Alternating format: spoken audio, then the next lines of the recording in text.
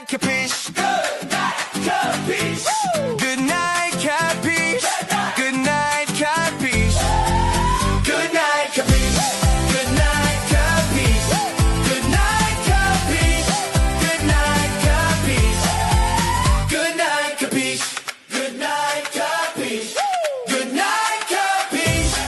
Good night, capiche? Good night, capiche? Good night, capiche?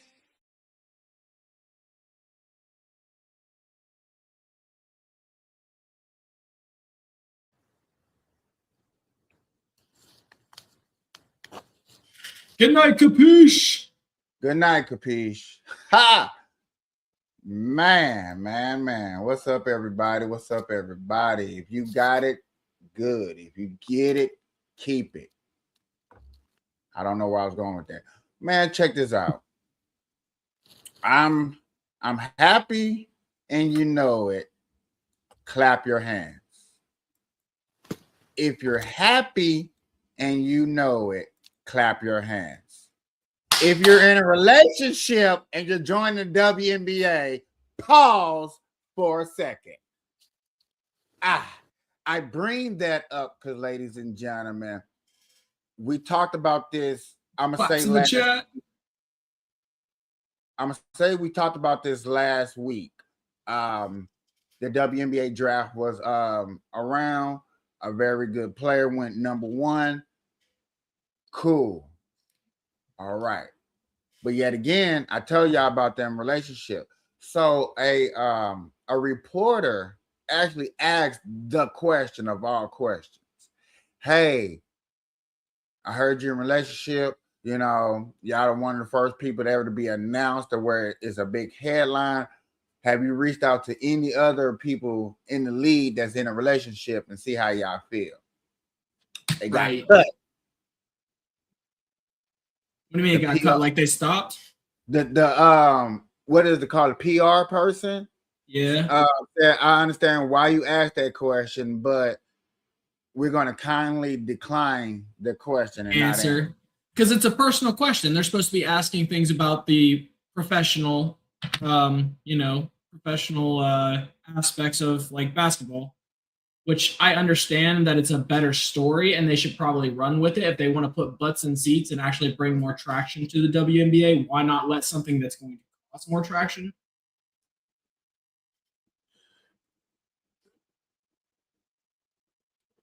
I'm saying like this. It was not a headline until y'all made it a headline. So therefore, certain people want to know. Do I think that's a strong question that he asked? No. Definitely don't think that's a strong question. Could have said something along the lines of like, how do you guys think you're going to be able to navigate the difficulties of professional versus personal life when you guys are on the same team?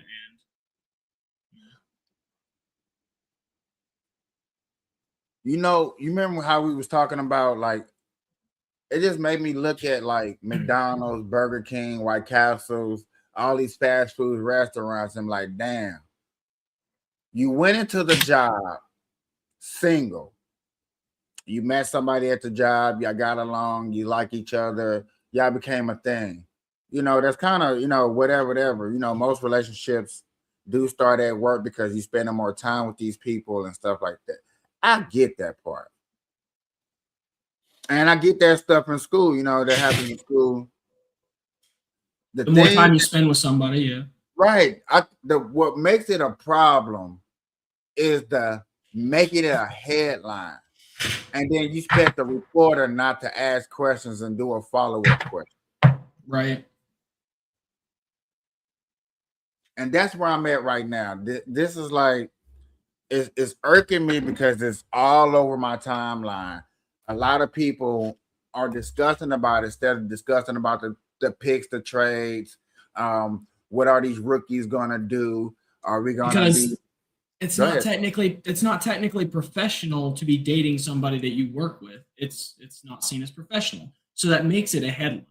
Like, it's not like it's talked about because it's the same thing as in a normal workplace. If you have a manager and a crew member of any any category of job, it's going to arise issues. People are going to feel like they're getting special treatment, even if they're not. People are going to think they're treated differently, blah, blah, so forth.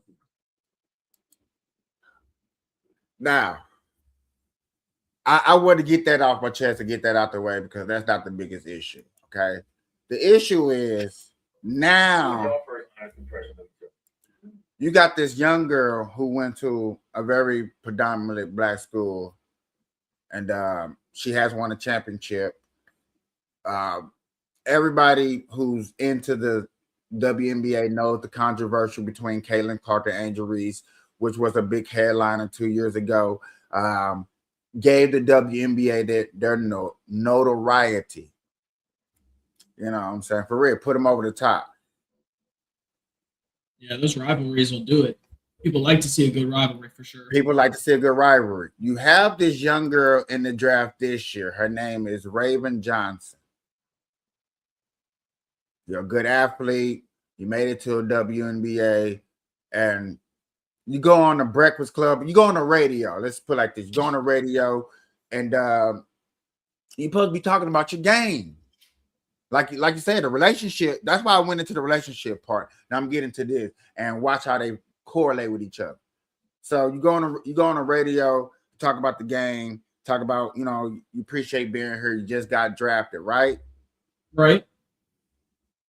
You don't do that.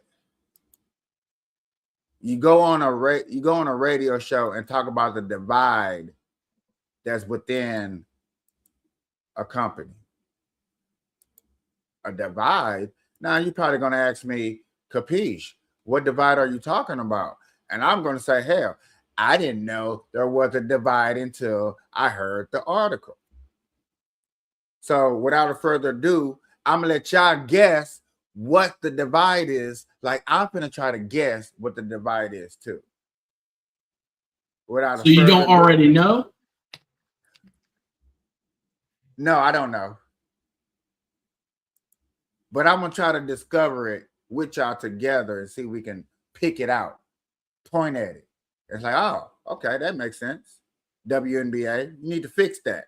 Or if we're going to hear a bunch of hoopla, and be like, you know what? You're just complaining for no comparative reason. Without further ado, ladies and gentlemen, Raven Johnson on the Breakfast Club. Let's get into it. Raven was bubbly. Like she invited me. I was from Hawaii at the time. I was living in Hawaii, and we met at a camp in Vegas at a McDonald's. And I remember she was telling me she was from Atlanta and she was older than me, but she always embraced me as a sister. And I feel like, when you're young, you can just make friends easily. I mean, it's not hard. So, the day we got back to camp, we was just like stuck like glue after that. Like we ain't leave each other's side. Everywhere I went, she went. So just her energy and who she is as a person, like she's a kind-hearted person. What was your first impression? Oh yeah, so we were at McDonald's. McDonald's, you see this? Yeah. We were at McDonald's. McDonald's building relationships. Yep. Nice shout out. Try to get your sponsorship real quick. You know what I'm saying? Fresher than you just got your $500,000 contract, rookie contract for 4 years.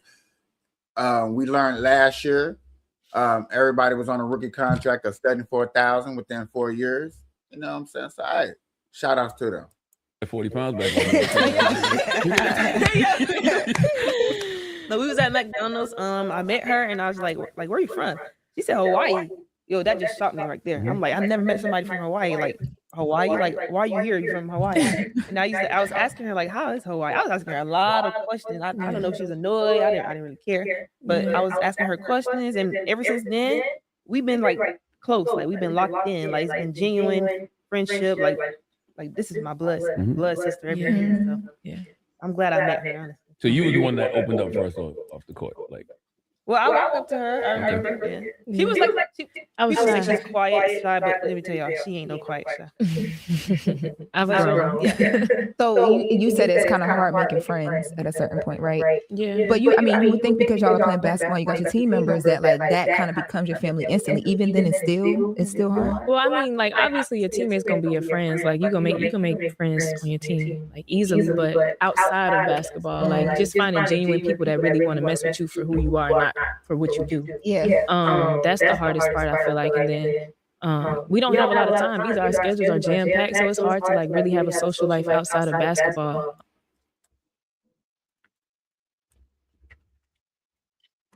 I pause it right there because I just want people to understand that what she's talking about is college. 21 games these girls play. Not a lot of time. 21 games. Not back-to-backs. No back-to-backs. Okay. You know, also they have in betweens. I think in college is what? I think they played on Wednesdays and Saturdays, most likely. Yes, they always had a couple of days in between. Yeah, for recovery. Yeah. So, I just not a lot of time. Can't find friends. Just want y'all to peep the what they're trying to present to us. And build relationships, but you know, trying to get on campus, meeting new people. I feel like, especially going into the league too, like just meeting new people. I feel like that's what's gonna be like the biggest thing for me. That's gonna be so hard. I know. And y'all get into the money. Like you're not gonna know who want to be around y'all Exactly. just for who y'all are, as opposed to what they think y'all got. Yeah, exactly. You ain't thought about that? I was about to say y'all haven't had that I conversation. look at everybody like, I like meeting new people. Word. Yeah. But You should though. I'm just saying, don't expect you from other people is what I would say. Mm-hmm. and Right. Yeah, she Yeah, does. like that, yeah. I tell my wife that all the time. I tell her like, nah, watch out for this Yeah, person, she is. because Raven can be too sweet sometimes. Yeah. Has that kindness ever been taken for weakness? Yeah.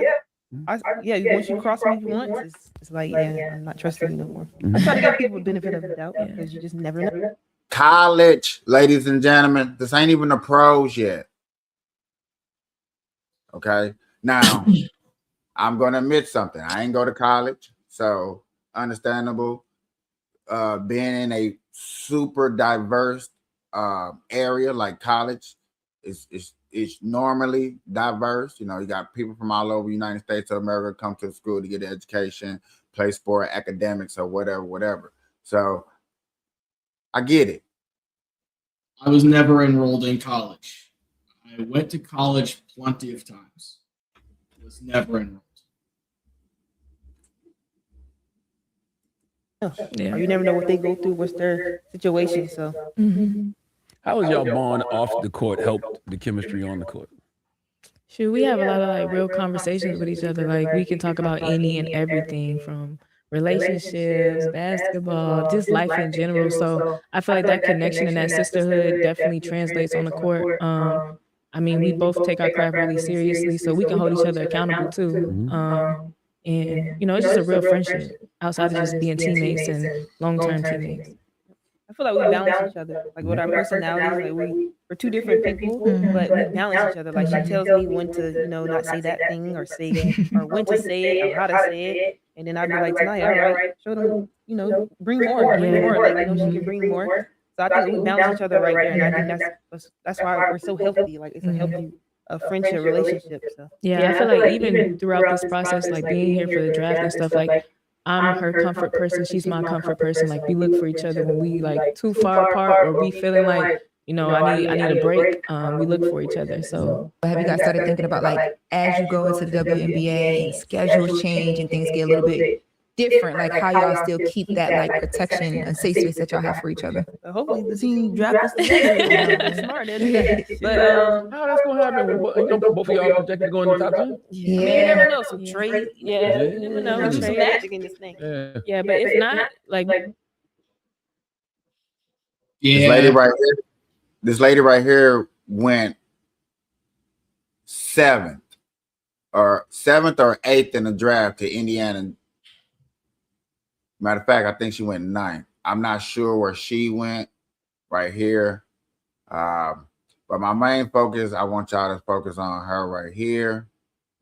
And it's going to slowly start getting into what I want y'all to start listening to. We just gonna keep in touch like we did when I was at Florida State and she was at South Carolina.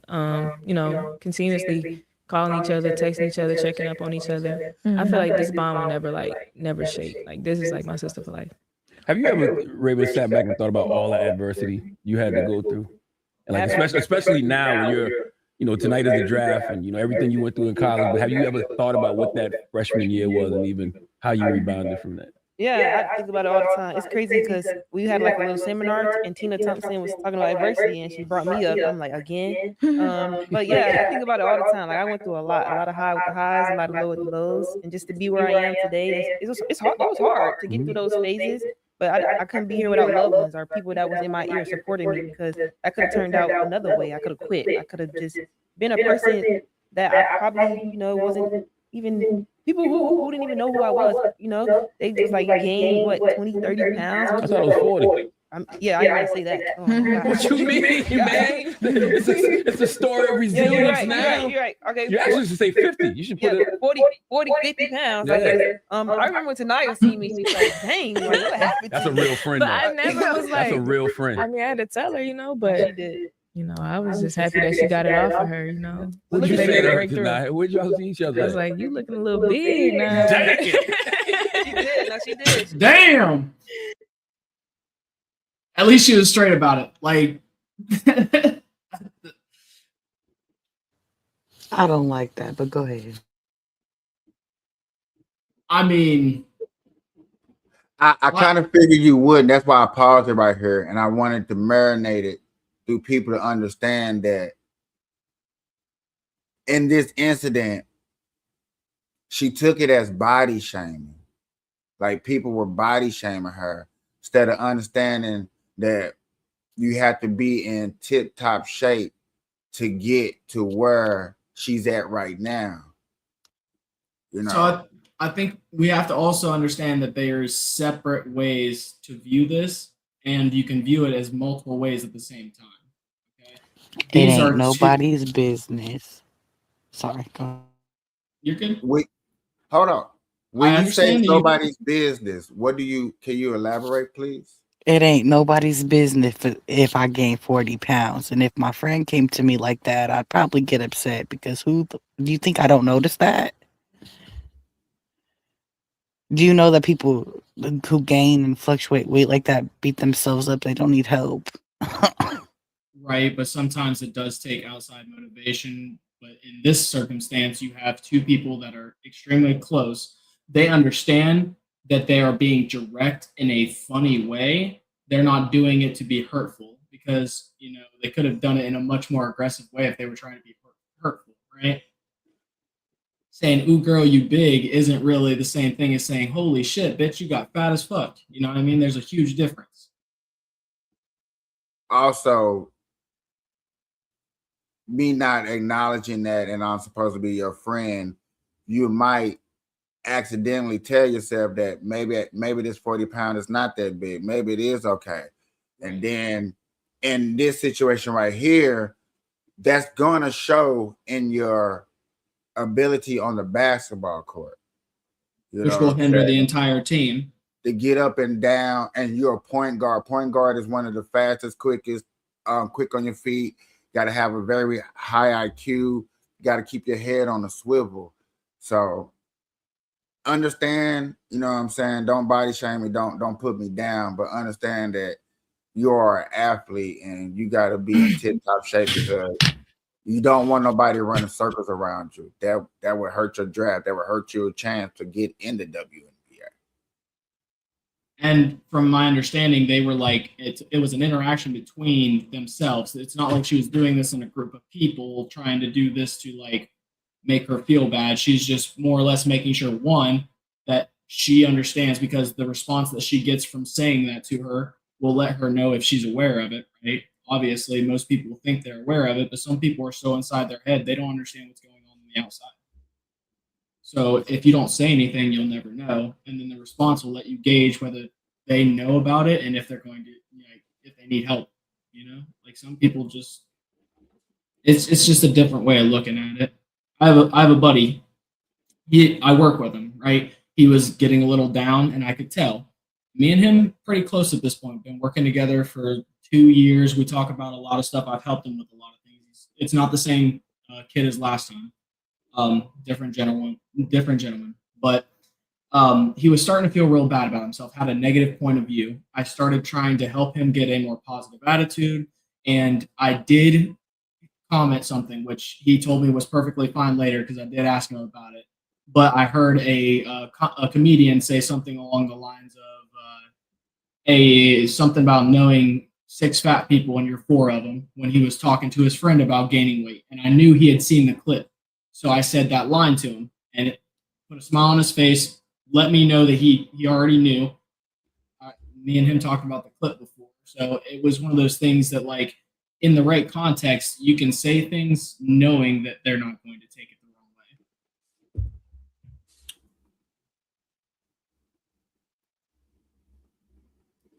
Well, I'm snack now. Snack. Yeah, she's Slim snack. thick. Did that get in shape when she said that to you, or you already had that motivation? She already had that. Yeah, no, I was trying to get back right, but I lost myself for a minute. Yeah, But she had to find sometimes you herself. gotta go through those lows, like the bottom of lows, to get to the highs, and to be successful. Honestly, and I think I'm glad I went through that adversity, honestly, because it made me mentally stronger. So.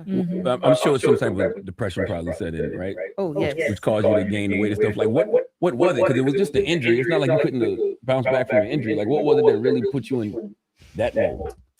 Social media. I mean, with this generation, social media could be a good and a bad thing. And I think, you live by social media, you gotta die by it too. And I think, I went viral on social media. Like every time you got on social media, you see Raven Johnson, blah, blah, blah, blah, blah. You just that and the third. And it wasn't for a good reason, it's for a bad reason. So, I didn't want nobody to see me because everybody look at social media and, everybody just joke on it or try to bully this person. Don't even know the person outside of basketball. Like I'm more than just an athlete. Like you just don't know me. I'm the sweetest person if you get to meet me. But it made me like lose myself. Like I never went through anything like that. But everything happens for a reason. All God's. How was that when you saw your dog going through that? Steve? I mean, I watched that game, when she got weighed. This is the problem I have with the women of the WNBA. This is the problem. Women, you are athletes, you are leaders, you are looked at by all types of people. And I know for a fact, because I don't want to bring it up, but I will if I have to, that when they look at the NBA and they look at the men, they criticize their game. Oh, I can't believe he did that travel. Oh, I can't believe he did that walk. I can't believe he shot that air ball. Criticizing the men and how they perform on the basketball court. But when you turn it around and you talk to the women and you criticize how they work on the court, you're sexist. I have a problem with that. I have a problem with that. That's hurting the brand. That's making people that are fans like me kind of not want to watch it. Like, you know what? Let me stay away from that game right there. That could have been a good game, but you know what? I might say something in the comments or something about the game. Get our butt hurt. Then you saying it in the interviews after the game. The fans really booed me. They was talking about me. Okay, you paid 18 minutes and you scored 6 points, 1 rebound, 4 turnovers, 1 assist. and we not and we was like, we not allowed to say nothing. Right. What? Let LeBron be out there for 40 minutes and score 8 points, 2 rebounds, 1 assist, a steal, and 5 turnovers. Boy, stop. What we gonna tell him? He need to retire. Ain't that what they telling us now? I know y'all not into sports like that, but that's what they telling this man now. He need to retire. There's no way he should be playing basketball at the age of 43. It has nothing to do with it. He's still chasing the shadow. Hey, He but won't yet stop. again, the thing, what kills me is that we as fans are not allowed to talk, and to go into more detail, especially men are not allowed to criticize a female in basketball or in soccer, because those are the main 2 sports that really, we talk about. They get that. Well, I guess females get the most criticized. It's not like they got they're big in volleyball. Stanford, Tennessee, Nebraska. It's not like they're heavily known in softball. South Carolina, Tennessee, Georgia, all the SEC teams. So why do you think that is? Do you think that's because like everybody's been pushed so hard towards equality that everybody speaks freely on what the mistakes are and they don't enjoy that, or what do you think's behind that? To answer your question, I would have to say it like this. What makes the WNBA so special to where you can't say nothing, like we don't talk about other sports, even though That's why I'm trying to like. What do you think is the main factors for like? I think the main factor is brand wise. The WNBA for its women's sports for real is a bigger brand than any other female sport out there. So why is that? It's like eliminate the ability to criticize.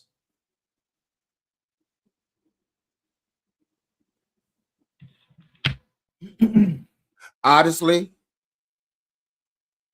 because they criticize is mixed in with a lot of sexual comments. Because dudes don't know how to control their tongue. Because dudes are pieces of shit in most cases. Because like that's the consensus. But you got to be honest. You have those bunch. Okay, we're not going to deny. We're not going to sit up here and act like they don't exist. Okay, they're out there. Oh, 100%. Like, I mean, you guys have seen the biggest story going around right now. Not to segue, but like. So you have that, but then you have those who go to criticize your game. Like, you can't criticize your game. If your game is mixed with your outside ability, for instance, I'm just going to bring her up because she's just a nice prime example. Angel Reese, with all the outside noise that she was getting with her sponsorship deals, it looked very distracting on the court. So most of her criticism was more about off court than it was on the court. Okay. So if we can just stick right there, then yeah. But if you can stop right there and go before that, before Angel Reese and Caitlin Clark, let's cut them. Let's cut that class out and go backwards. Boy, they can't say nothing because there was no attraction there. Right. They weren't getting anywhere close to the numbers either, from my understanding, right? No, they wasn't even touching 100,000 in views. Mm-hmm. If I'm not mistaken, and jokingly but seriously say this at the same time, the WNBA before that class came was getting just as many views as a YouTuber on YouTube. I'd say less. There's a lot of YouTubers getting a shit ton. You had to give.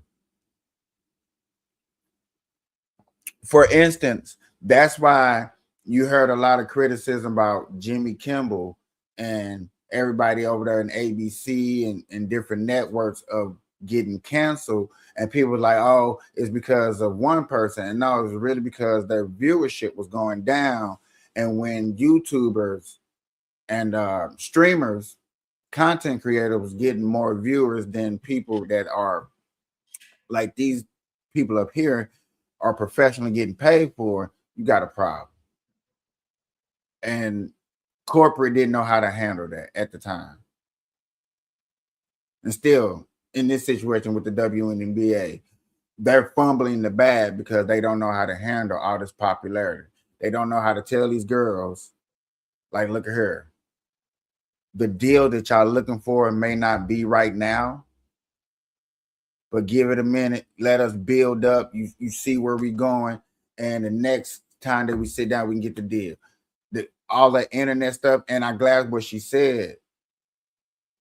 You got to live with the internet. You got to die with the internet. You know what I'm saying? You're going to be on here. You got to be able to have that tough skin. You got to be able to take it because, you know what I'm saying, you're going to be able to give it. When you hear a story up here that you don't like, you know what I'm saying, you got to be able to toughen up. Because in the sense of the matter, we can hear a case right now and I'll throw my guy. Matter of fact, I'll throw my guy under the bus. It's so many people that want him locked up that they'll celebrate in the streets. We'll have a parade. America will literally probably throw a whole parade. No. You know what I'm saying? But yet again, I don't believe that. I really don't think they'd throw a parade. I think that they would just start on fixing everything that needed to be fixed. Nobody's gonna pull what's Charlie Kirk's wife's name? It's escaping me for some reason. Erica. Yeah, Erica. Erica Kirk. We're not gonna go put fireworks on and celebrate the, taking of his power. We're not gonna it's Sir, you can think that, and that's cool. I get it. And guess what I think? I think if it does happen, it's going to be a crowd of people and all over America and in states partying, celebrating. Yes, that's going to happen. That's going to happen. Okay, now I understand why you think that, but it's going to happen. Like anyway, so back to this whole scenario thing with the WNBA and the females and this popularity thing. Fumbling the bag because you can't take the criticism of what people say on what's called because you're going through adversity, as people are gonna present it. You gotta be able to shut it out or do something because you're growing. That's like saying, and let's keep it real. Let's saying we had this small of an entity of bad people that were saying nasty and weird things to where it was so small it wasn't really nothing. Now that y'all got this popularity and y'all getting millions of views, and I'm talking about millions of views on multiple platforms, the comments are growing. So that small hole is not a small hole, it's bigger. And then you are trying to tell your company to control that. Are you trying to tell the owners to control that? How you going to control somebody's speech and what they say on the internet? And there's people out here that don't like when I say this, but yeah, that's gonna take away that freedom of speech.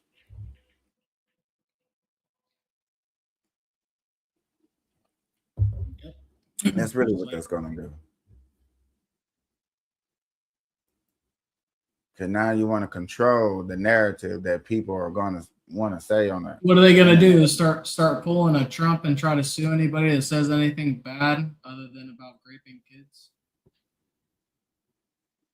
That's the only option is trying to sue people for.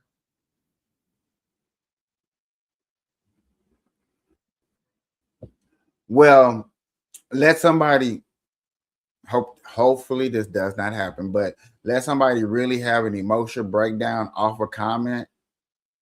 An athlete really have a mental breakdown off a comment. Yeah, it'd be the start. I mean, if they've gotten that high up there and don't have a strong mentality to deal with some comments, probably shouldn't be there. I'm gonna be honest, like most people understand how sports are. As you go, your coaches do not sit there and coddle you.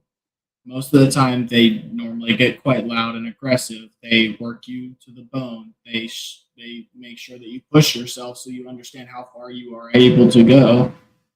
And most of the time, weak minds do not make it through.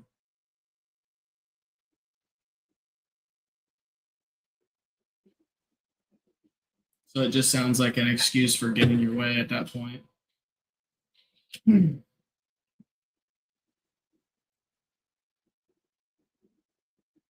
I really am just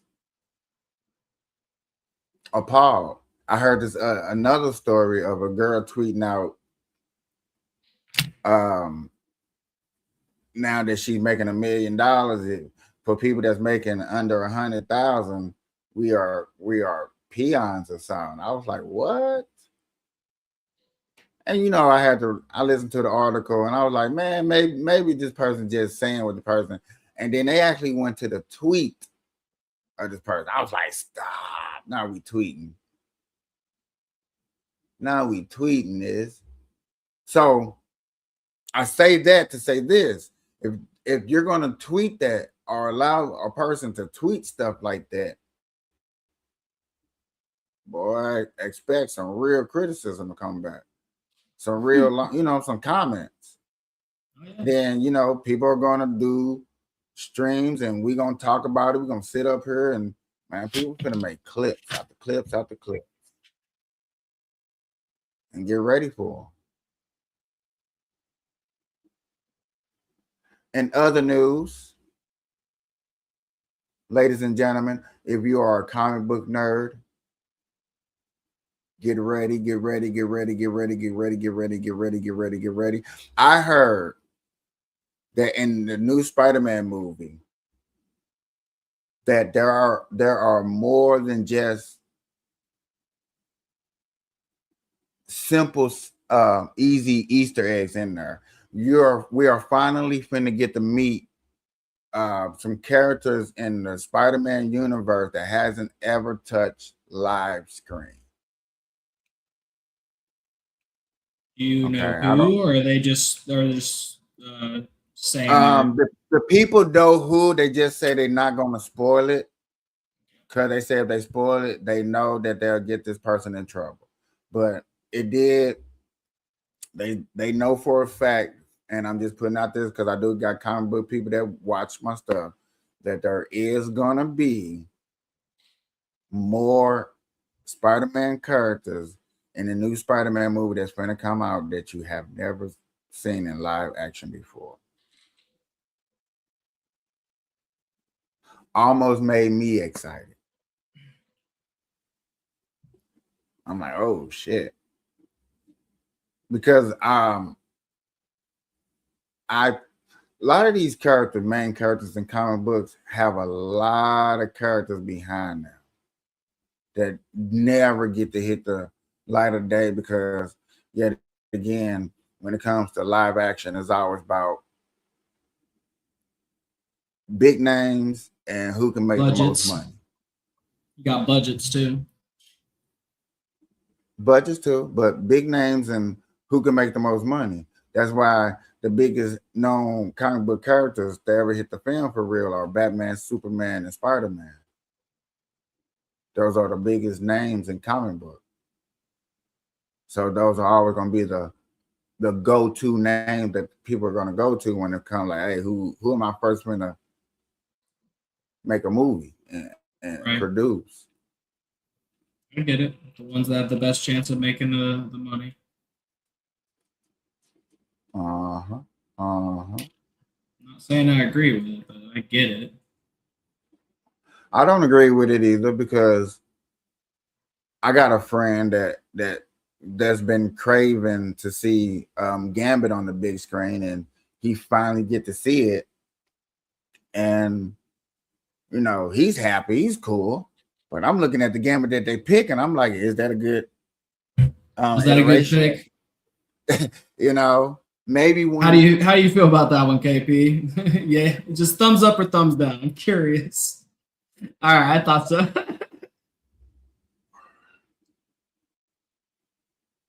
I did not like, now accurate with the outfit. Outfit was dope. Like, Oh yeah. I think they could have picked a better actor. I understand why they picked him. He was going to get viewed. Because they waited so long. He's supposed to have the role 10 years ago. They supposed to have the movie. I get it. But sometimes you fumble it back. Right there they did. But sometimes, well, no, ain't no sometimes. That was just for fans only. That was just a fan crave. Like bringing Wesley Snipes back. That was a fan crave. Yeah.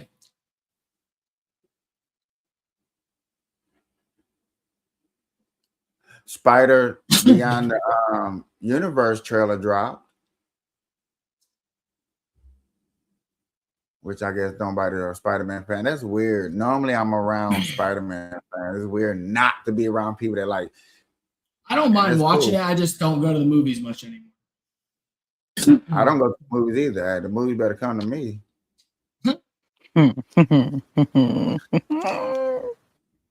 Arg.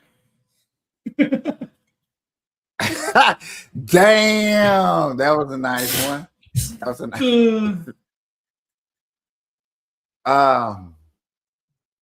Look, sometimes last movie I went to go. Sometimes I steal their last two movies I went to go see, and I ain't gonna lie, one was a disappointment, the other one was really close to it. Was Black Panther and the Black Phone 1.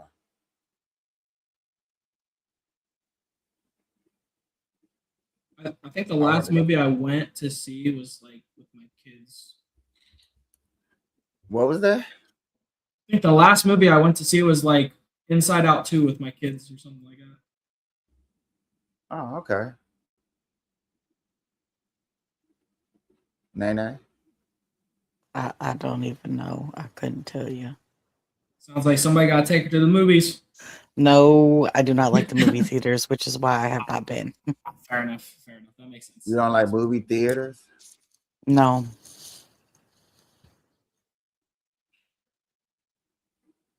Sorry, KP, deck out the room, make it a movie theater, get a projector. Now that's more like it for me. I figured. Right. Cool with me. You know how much money that's gonna save me? I'm just saying, I'm not a big wanting to waste money type person. So no thanks. Ooh. The Boys season finale has ended, so I can go watch that. Oh, I'm about to go watch that after we out of here. I didn't know they dropped it already. Hell yeah. Well, they just did my peoples are talking about the last episode, so yeah, all of them it was supposed to come today. I was just waiting for it. Sometimes it hits midnight, sometimes they wait until 2:00. So I haven't watched none of it. I was waiting for it to all drop. I'm waiting on Daredevil. I do it every week. You know what? I'm tired of doing that. I'm tired of that anticipation of that. So I'd rather just skip it, watch it, and then yeah. The only reason I do it is it reminds me of back in the day, brother. You had to wait. Thank you. That was annoying, wait. And you had to sit there doing and think that? About it. Hold on. See, people like me who like details, seeing twists and turns before they happen based off those details, and seeing if I'm right, taking time to think it over, seeing if maybe I might be, misremembering a detail or something, being able to rewatch the episode and go back over it again, and then seeing how accurate I am about what might happen in the next episode. I have ADHD. I think a lot. So do I. But that would be, I can't. I have to wait till it's all out before I can watch it. But then I always get mad at the shows that I watch because there's always a cliffhanger at the end of the season. And I'm like, you really just left it like that? All of that. And you left it like that. And you just straight watch all of it to get right there. And it all ends abruptly. Yep. That's why it's so nice to do it every week. I know it sucks in a way, but at the same time, it kind of offsets that when that cliffhanger hits, you're like, well, at least I had a few couple of months, I don't know. I don't like it. I just remember, like he said, back in the day, and the biggest, longest thing I think I watched for a very long time was Smallville. And they used to drive me crazy to wait I think it came on Wednesdays.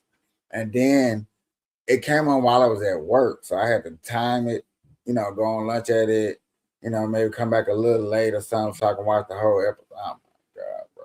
Look, I want get it. Rewatch that one. Smallville? Yeah. My mom, when I was younger, that's how I originally got into shows, was she watched stuff.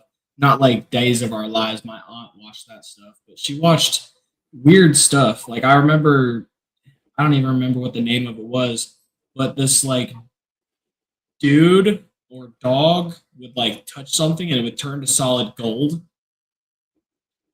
That's all I can remember about it. But it was a crazy ass weird like show that she watched every week, and I just sat there because I was with my mom. It was awesome.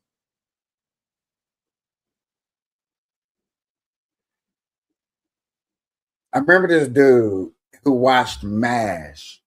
I was working for Microsoft, and he had the whole MASH collection. I was like, dang. I ain't gonna lie, I watched some episodes with him because, rainy days, ain't nothing else to watch, but I was just like, wow. I mean, you do got those people out there. You do got those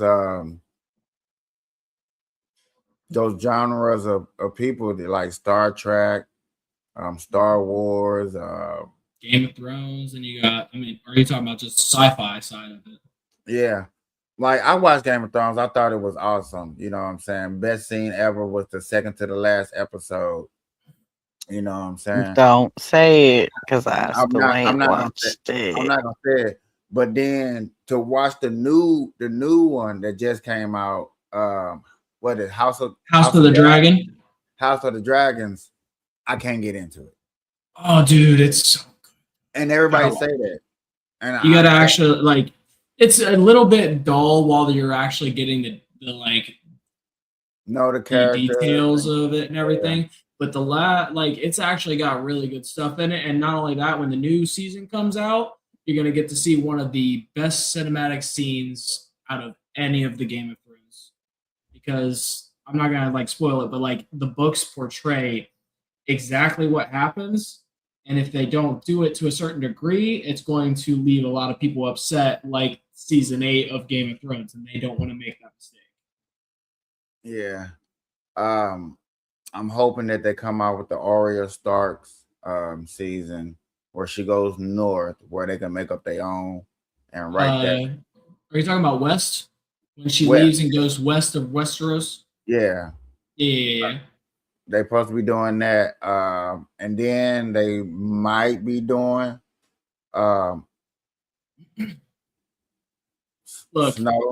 Jon Snow. I know a lot about that shit. I've watched it 5 times all the way through. And jeez. I watched it originally every week when it came out on release way back when. Jeez. I liked the Game of Thrones when it first came out, so yeah. Breaking Bad, also a really good one. I've watched that 3 times through. Good shit right there. Breaking Bad was well written. Very well written. Yeah. It's Hated not Skylar. Fuck that bitch, by the way.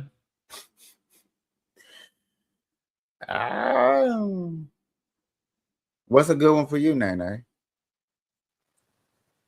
I don't know. Outlander is the one that I was That's good. watching, but I haven't finished it, and I am struggling to finish it. But maybe when I get to where I'm going, I might be able to actually finish it.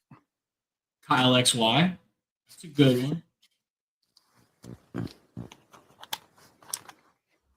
But I like certain like I'm a sci-fi junkie, so I don't know. You Trying might like to get out Kyle of XY then. trying to get out of my genre of stuff is difficult. I like the 4400 too. That was a really good one. Have you guys watched what's it called the 100? Yes, I couldn't finish it after they killed my favorite character. So Oh, which one? Which one was it? Finn. No way. Yeah. You stopped watching after Finn died. Yeah. I get it. He's a handsome dude, but like, damn it. Yeah, I stopped after that. It's such a good series. If you ever get like bored and want to try, I'm telling you, that is one of the like. If I had to put it on a tier list, if you've seen Breaking Bad, I put it up there with Breaking Bad. It's so good, and there's Breaking so Bad much. was good, but Breaking Bad is not in my top 10. It's not in your top 10 for series. No. Yeah, bro, I gotta hear this top 10 list. I don't know. Right. Actually, I kind of want to know. Right? Top 10 and Breaking Bad isn't even on it? That's insane. I've never seen it. Weeds? So Is Weeds that on was there? a good one. That was a good one. Have you seen Weeds, KP? I seen Weeds. Will Weeds make my top 10? Yeah. Not mine, but that was a good one. I think barely. I'm not sure. My top 10s are mostly political TV shows. And my number one favorite TV show of all time is going to be Newsroom. Oh, we're talking about series. We're not talking about like TV shows. We're talking about series themselves. Like complete finished series. Well, it only had 3 seasons. So what does series consist of? So I know they break down your news stuff into like series and episodes and stuff now, but I'm thinking more like before they actually started implementing that. So I'm thinking like think of a cartoon series, but like so are we just saying past 5 seasons? I think I'm explaining it very poorly. Give me a second.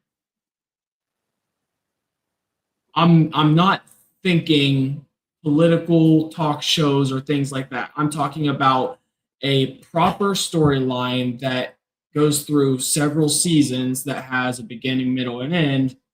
So like I'm not thinking podcast news stuff. Like I'm thinking like actually most of my TV shows that falls under that category are political. Like West what the fuck? House of Cards. Okay, I see what you're talking about. Is up there. Newsroom. Yeah, Newsroom was very like that was my kiss show. All right, I do have to use the bathroom, so I'm probably gonna. I was gonna say with that, ladies and gentlemen, we're gonna continue this another time. Good morning, good afternoon, good evening, anytime that you're watching this. I would like to tell y'all good night. Good night, kapeash.